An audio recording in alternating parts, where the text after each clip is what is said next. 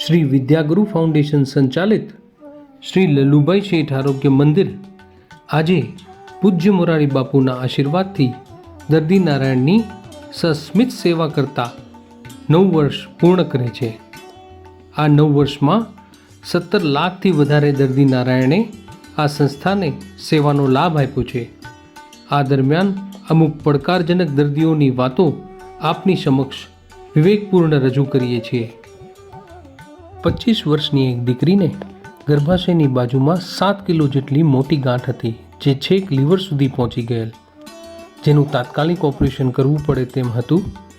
દર્દીના લોહીના ટકા ઓછા હતા, જેથી લોહી ચડાવી તેનું સફળતાપૂર્વક ઓપરેશન આરોગ્ય મંદિરના નિષ્ણાંત કેન્સર સર્જન ડૉક્ટર દીપક શેઠ સાહેબ દ્વારા કરવામાં આવેલ.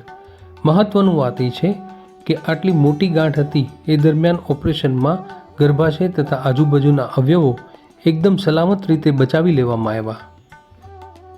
ગાયનેકોલોજી વિભાગમાં એક દર્દીને ઘણા સમયથી પેટનો દુખાવો હતો.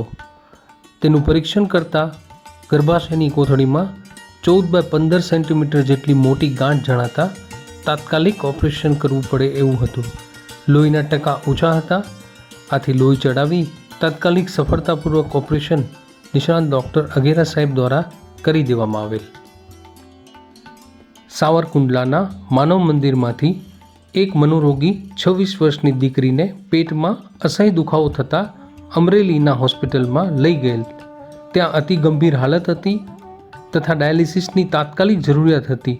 આથી અમરેલીથી અમદાવાદ જવાનું કહેલ, પરંતુ પૂજ્ય ભક્તિરામ બાપુને આરોગ્ય મંદિર ઉપર ખૂબ ભરોસો હોય તેમણે આ દીકરી અહીંયા લાવેલ, જેનું રાત્રે 9 વાગે ઇમરજન્સીમાં તાત્કાલિક ડાયાલિસિસ કરવામાં આવ્યું અને ત્યારબાદ આઈસીયુમાં ખૂબ ગંભીર હાલતમાં સારવાર કરવામાં આવી અને જીવનદાન આપવામાં આવ્યું. પૂજ્ય ભક્તિરામ બાપુએ ખૂબ રાજીપો વ્યક્ત કર્યો અને સંસ્થાના ઉત્તરોત્તર પ્રગતિ માટે શુભેચ્છાઓ આપી. અધૂરા મહિને તાજા જન્મેલા 2 બાળકો, જેમાં એકનું વજન 1 કિલો અને બીજાનું વજન 1.25 કિલો હતું, જેને પીડિયાટ્રિક વિભાગના એનઆઈસીયુમાં સઘન સારવાર નીચે રાખી ખૂબ મહેનતના અંતે સાજા કરવામાં આવ્યા. ખરેખર ઈશ્વરનો પણ સાથ કહેવાય. તારીખ 14/10/2023ના રોજ શ્રી લલ્લુભાઈ શેઠ આરોગ્ય મંદિરના પીડિયાટ્રિક વિભાગમાં ન્યુનેટલ વેન્ટિલેટરનું રોકાણ થયું. જોગાનું જો કુદરતે પણ ગોઠવ્યું હોય તેમ એક 12 દિવસનું બાળક ઇમરજન્સીમાં ખૂબ ગંભીર શ્વાસની તકલીફ સાથે આવેલું, જેને તાત્કાલિક વેન્ટિલેટરની જરૂર હતી. આથી આરોગ્ય મંદિરના બાળરોગ નિષ્ણાંત અને તેમની ટીમે આ બાળકને ભારે જહેમત ઉઠાવી તાત્કાલિક વેન્ટિલેટર પર મૂકી દીધેલ અને બાળકને જીવનદાન મળેલ. એક 6 વર્ષની દીકરી રમતા રમતા પડી ગઈ અને કોણીમાં ગંભીર ઈજા થઈ અને ખૂબ સોજો આવી ગયેલ. દીકરીને અમરેલી, મહુવા તથા રાજુલાના હાડકાના ડૉક્ટરોને બતાવ્યું, પરંતુ બધાએ અહીં ઓપરેશન શક્ય નથી, રાજકોટ અથવા અમદાવાદ જવું પડશે એવું કહ્યું. ખૂબ આશા સાથે દીકરીના પિતા દીકરીને લઈ શ્રી લલ્લુભાઈ શેઠ આરોગ્ય મંદિર પહોંચ્યા. તપાસ કરતાં માલુમ પડેલ કે ધબકારા ઓછા થઈ ગયા છે તથા બાળકીનું ઓક્સિજન લેવલ માત્ર 70 હતું અને સોજો ખૂબ વધી ગયેલ. ડૉક્ટર અંકુર પટેલ કે જેઓ નિષ્ણાંત ઓર્થોપેડિક સર્જન છે, તેમણે પરિસ્થિતિને ધ્યાનમાં રાખતા મોડી સાંજે જ ઇમરજન્સીમાં તેમનું તાત્કાલિક ધોરણે ઓપરેશન સફળતાપૂર્વક પાર પાડેલ. ઓપરેશન બાદ ઓક્સિજન લેવલ 100 અને નાડીના ધબકારા એકદમ નોર્મલ થઈ ગયેલ. ઓપરેશન પછી તરત જ 2 દિવસમાં જ બાળકીને સાજી કરી અને રજા આપી દેવામાં આવેલ. શ્રી પન્ના નાયક તથા શ્રી નટવરભાઈ ગાંધી અમેરિકાના સૌજન્યથી પન્ના નાયક ફ્રી પેડ પ્રોજેક્ટ અંતર્ગત ગામડાની દીકરીઓ તથા બહેનોને માસિક ધર્મ વિશે સ્વચ્છતા તથા જાગૃતિનો મહાઅભિયાન ચલાવવામાં આવે છે. આ પેડ પ્રોજેક્ટ અંતર્ગત જુદા જુદા સ્કૂલ, કોલેજ તથા ગામડાઓમાં અત્યાર સુધી 10થી વધારે પેડ વેન્ડિંગ મશીન મૂકવામાં આવ્યા છે. તેમજ અત્યાર સુધી 1 લાખથી વધારે પેડનું નિઃશુલ્ક વિતરણ કરવામાં આવ્યું છે.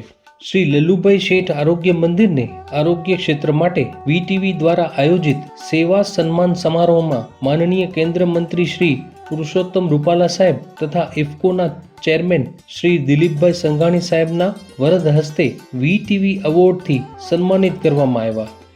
શ્રી લલ્લુભાઈ શેઠ આરોગ્ય મંદિરને સૌરાષ્ટ્ર હેલ્થકેર એક્સેલન્સ એવોર્ડ 2023 અંતર્ગત ધ પ્રાઇડ ઓફ સૌરાષ્ટ્ર 2023 તથા the best multi speciality hospital of the year 2023 ના 2 એવોર્ડથી સન્માનિત કરવામાં આવ્યા.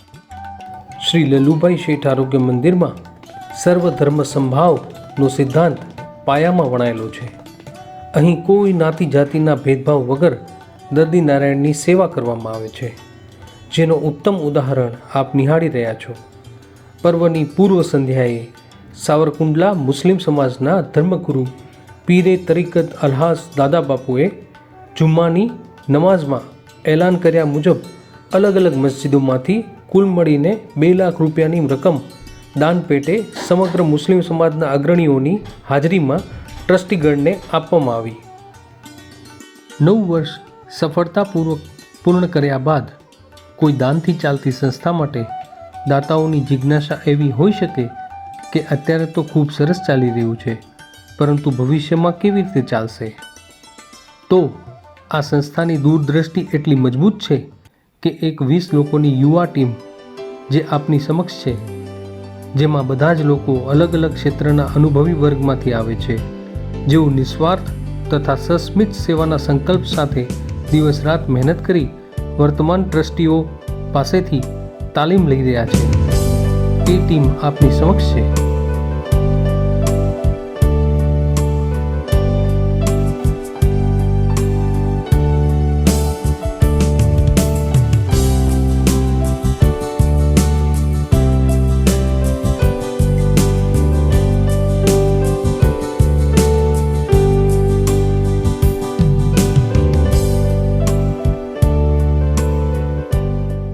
વિશ્વવંદનીય પૂજ્ય મુરારી બાપુ તથા ઈશ્વરની કૃપાથી ચાલતી આ સંસ્થાને વિશ્વના જુદા જુદા પ્રદેશોના દાનવીર કર્ણ જેવા દાતાઓનો સાથ મળતો રહ્યો છે તથા ભવિષ્યમાં પણ મળતો રહે તેવી અભ્યર્થના સાથે વિનવું છું.